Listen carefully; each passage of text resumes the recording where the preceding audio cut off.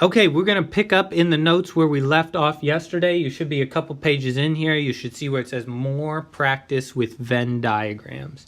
So now we're going to actually have some numbers in here. So let's talk about what these numbers mean first of all. So this 18 in here means literally there are 18 dots just in this region. So those are orange. Let's say there's 18 of those. Then there are 9 red dots in here. Then there are 12 green dots in here, and then there are 104 blue dots somewhere outside. So what are each of these dots representing? So the orange dots here are in the football circle. So they play football, but they're not in the overlap here. They're not in this section. So they play football, but they don't wrestle. The red dots are here in the overlap, meaning they're in both football and wrestling. These are people who do both sports. The green dots are over here just in this section, which is the wrestling circle, but making sure we don't overlap. So these are the people who just do wrestling, nothing else. And then finally, the blue dots are somewhere outside. They don't make it into either circle. So they are people who don't play football and don't wrestle. Okay, so let's go through each question. The first one says, how many senior boys play football and wrestle? Play football and wrestle. Oh, and our Venn diagram says over here, it shows number of senior boys. So this is about the senior boys.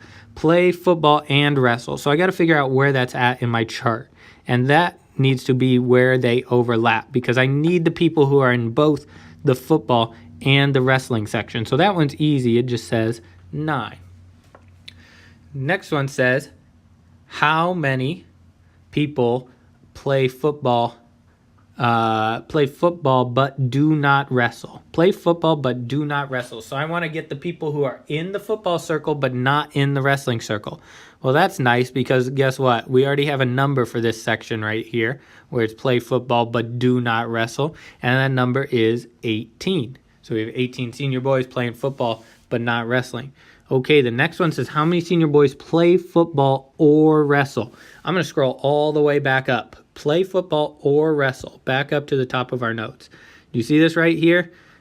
Do P or Q, one thing or the other? It's everything in both the circles, including the overlap. Because anyone who made it in the circles does at least one of those. It does football or wrestling. So I need everything. I don't want green. I want a new color. I want pink. So let's get rid of this green right here. I need people who either play football or wrestle. So that's everybody in these circles.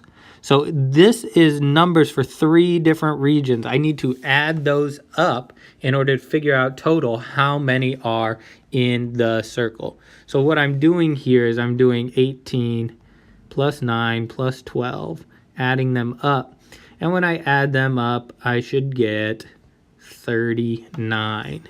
So 39 people. Let's put that on the line now. 39 people. All right, now next question asks, how many senior boys wrestle? This is another good question. Just want to know how many wrestle. Just wrestling. Well, where is wrestling? Wrestling is this circle. And guess what? In this circle, there are 2 regions. So we have to add together the 2 regions here to figure this out. So I have to add together 9 and 12 to get that there are 21 senior boys who wrestle. Okay, we're going to skip number 2 for right now and go on to number 3.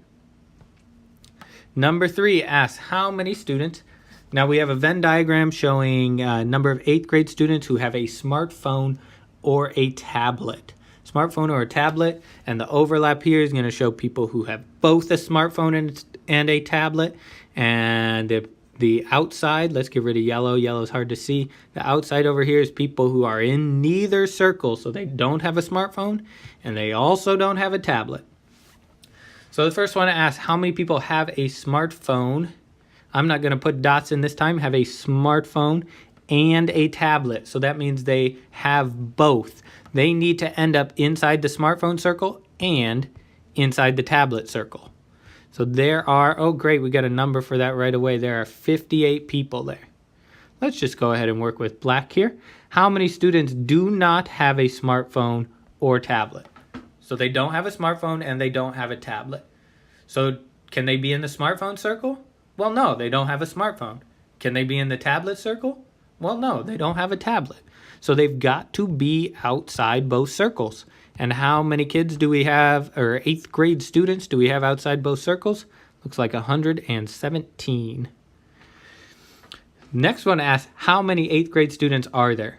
And remember, each number here is measuring a different category. So we've got to take all of these numbers and add them up. So that's going to be quite a bit of math. So 116 plus 58 gives me 174 plus 29 gives me 203 plus my 117 gives me 320. 320 students total. I had to add up all the regions to figure that out. Okay. How many students have a tablet? So I got to think about what region on this chart is where the students with a tablet are. Does this guy have a tablet? Yep. Does this guy have a tablet? No.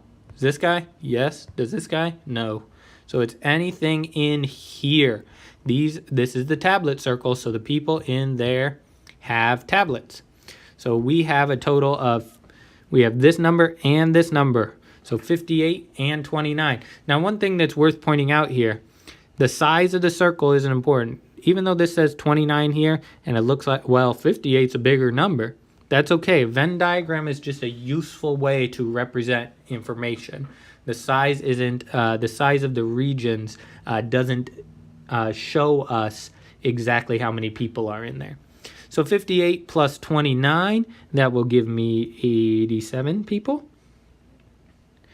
And lastly, how many students have a smartphone but not a tablet? So I got to find where the smartphone region is that does not have a tablet. So that's people over here, because if I go any farther, guess what? They're going to have a tablet. So that is 116 right there. Okay, let's go on. Now, finally, we're going to do one of these harder ones here. We have three regions. So I'm going to outline each circle here in a different color. So here is the circle for Paris. I got to make these good. This is about what cities people visited on a trip to Europe. So this is people who visited Paris. They go in that circle. This is people who visited London. They go in that circle. This is finally people who visited Dublin. So now I want to ask what some different regions are. So in the very middle, maybe let's start in the middle. You kind of got to zoom out and look and say, is that 24 inside of the orange circle? Yes. Then that's somebody who visited Paris. Is that 24 inside of the red circle? Yeah, then that's somebody who visited London. Is that 24 inside of the purple circle? Yes, then that's somebody who visited Dublin. So those are people who visited all three places. Okay, that makes sense. Let's look at something different. What about this 64?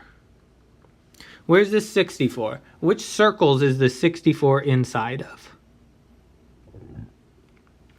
So the 64 is inside of the orange circle. It is also inside of the red circle. So it's people who visited Paris and London, but it's not inside of the purple circle. So these people did not visit Dublin. Okay, so if we can kind of break it down bit by bit, I think we can figure this out. All right, so the first question said how many people visited Dublin or London? Okay, I'm going to scroll up again, all the way to the top of our notes where we use the word or right here. This is important.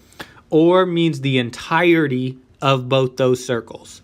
So let's go back down to our problem. We started right off with a hard one. How many people visited Dublin or London? So I need all of the people who are in these circles right here. all of the people in those circles right here. So I'm going to need to do some addition. I'm going to go ahead and just do that real quick on my calculator. You can use a calculator. I highly encourage you to do it instead of trying to do this all by hand. Let's get rid of that highlighting too. So when we add up all of those numbers, once again, Dublin or London means everybody in the Dublin circle or in the London circle. Nobody's left out because everybody in those circles visited either Dublin or London. So I add all those numbers up and I get 327 people. Next question says, how many people visited London and Paris? London and Paris. If you go abroad and you say, I visited London and Paris, that means you went to both. So you got to be in both London and Paris. So here's some people who visited London and Paris, but guess what? There are more people who are in both circles. So what about down here? These people as well. So anywhere London and Paris overlap, so anywhere the orange and the red overlap, so that's right here, the 64 and the 24, those are people who visited London and Paris. So I've got to add those together. So I add those together and I get 88.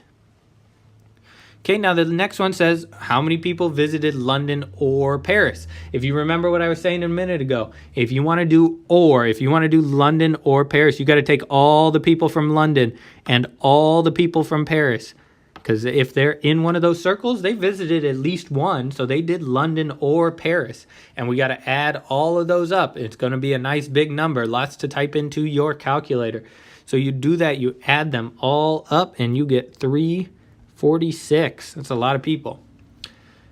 Okay, how many people visited Dublin and not London? So we've got to have people who visited Dublin. So take a second, look on the board. Which circle do they have to be in to visit Dublin?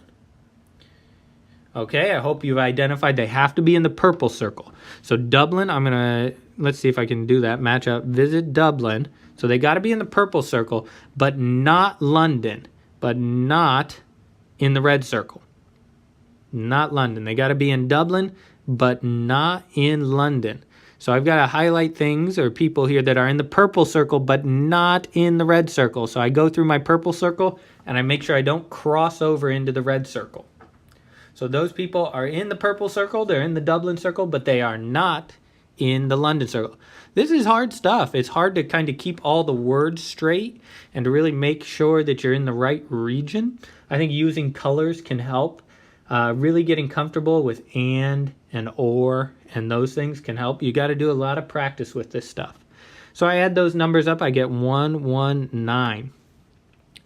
Okay, how many people only visited Dublin? What does this word only mean? Could they have visited Dublin and Paris?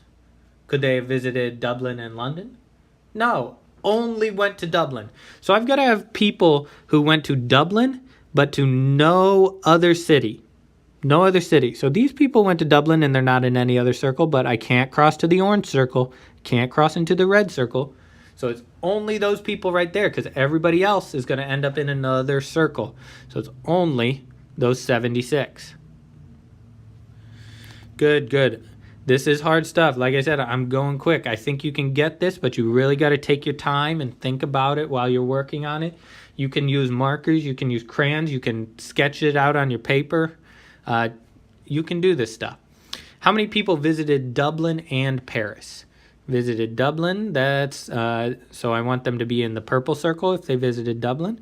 I want them to be in the orange circle if they visited Paris. So I've got to get people who are in both the purple and the orange. So I see this right here, but don't stop there. Is there anything else that is inside the purple and the orange? That as well. That 24.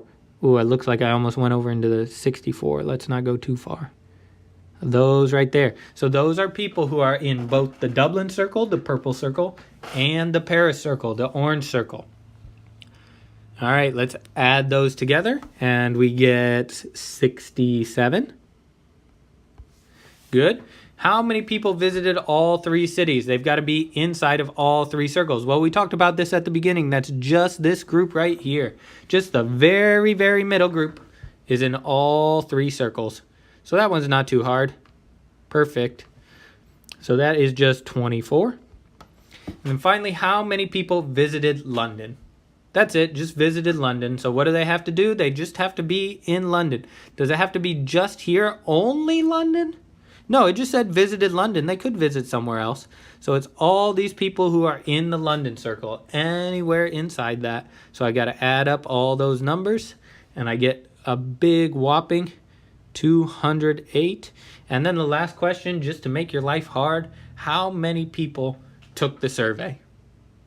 Wow. How do you think we do this? I hope you figured it out. We got to add up this, so on and so forth, every single number in this picture. So thankfully you can use a calculator, and when you add these all up, it turns out ever so nicely that you get 500 exactly. All right, time for you to do some practice on some of these. You got to work on them to get better at them. So I want you, for your practice right now, to do anything that we skipped yesterday and anything we skipped today. So you're going to go back to the beginning here. I'll show you exactly what I mean. You're going to go back to the beginning here, and you're going to do 3, 4, and 5. We're in the practice section. You're going to do 8 and 9. You're going to do 12, 15, and here are the ones we skipped today. You're going to do 2 and 4, and then you're going to do 6. You've got all this time in class to work on it. If you Mr. D has an answer key so that you can check your work as you're going, or he can help you if you're getting stuck. And then finally, you need to have that all done. If you don't get it done in class, bring it with you on Monday. Have a great rest of your day, and have a great weekend.